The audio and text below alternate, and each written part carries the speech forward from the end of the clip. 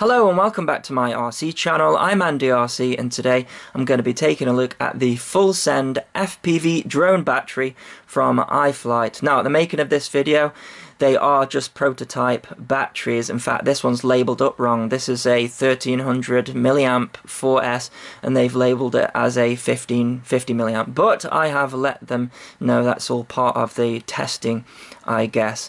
And this is going to be a range of batteries, so I've seen a 6S that they're going to be releasing and some smaller 4S ones such as 750 milliamp, and the idea is to make a decent battery that is available to Europe because we really struggle to get batteries in Europe. We can't get them from Banggood, and when you source them locally they are expensive. So I've got this one to test to see if it's any good, but as I say, it's a 1300 milliamp, so we'll see if it's capable of doing that, and 99C will see if it's capable of achieving that as well. I like the name, not sure about the logo. I'll leave you in the comments to decide whether it's a good idea or not, but yeah, I like the name.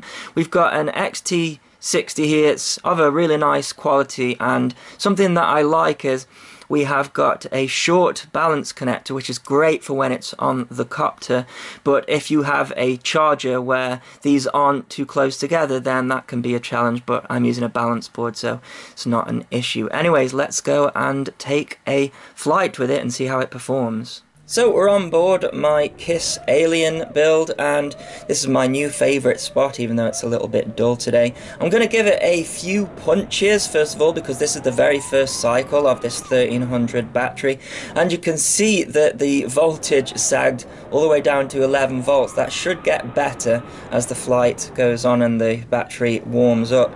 So what I'm looking to do is find its peak amp draw. So this copter's current meter does come from the ESC, so it's missing out the VTX, the camera, the flight controller, but it still should be pretty accurate. So I'm going to find its peak amp draw here by doing a punch out. So we are reading 119 amps there, so if we take 92 and times that by 1300, that does give around 119 amps. So we're looking at a 92C peak from this battery, and they are rated at 99, so just underperforming a little bit there, although Iflight do tell me the more cycles you put through them, the better the performance you get out of them. Just testing out Crossfire here, and there's some power cables here which I knew were there, but I didn't realize I was that close to them. So yeah, the 1300 milliamp battery for me kind of doesn't have a place in the 5-inch world anymore. I think ever since we went over the 2206 stator size, the capacity and the C rating, regardless of what it is, just can't keep up with the amp draw. So let's see what a constant draw is like. So constant, we are looking at 90 amps there, which if I do my calculations is 70C. So this 1300 milliamp battery is doing a 92C peak and then a 70C constant, and then you can see just under 1300 milliamp there for the full capacity.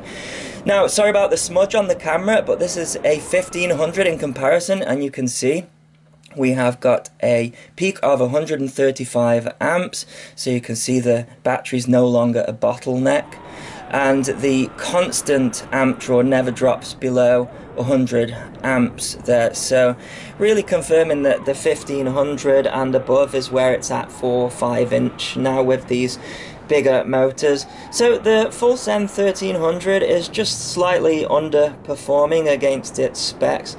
Like I say, they do tell me that that will improve the more cycles you put through them. And Iflight are telling me anyways that they're upgrading the batteries anyways after they have received similar feedback from other people. As I say, these are prototype batteries, and this is just me showing you a bit of behind the scenes really of some of the testing that I do. So yeah, The end of the 1500 milliamp battery is just coming up, just to show you the current meter. There you can see it's showing that, although I let the battery get a little bit too low. Now, they did give me a 750 milliamp 4S to test. Sadly, this 3-inch copter that I've got it on does not have a current meter, but it did show quite a lot of voltage sag as well. Look at that, down to 10 volts, although this was the first cycle as well. But yeah, this battery performed as I would expect for a 750 milliamp battery. I got just under a 3-minute flight time with the Skyzone S140, which is a amp-hungry model anyways. But yes, until I receive some more batteries to test, I will leave it there, and I don't think there's even a link for these at the moment. But what I do want to ask from you guys is, would you buy these batteries? And if you're in the UK, where do you get your batteries from? Or if you're in Europe, where do you get your batteries from at the moment? And do you think there is a demand for cheaper options shipped from China? So, as always, thanks so much for watching. Please continue to subscribe. Cheers.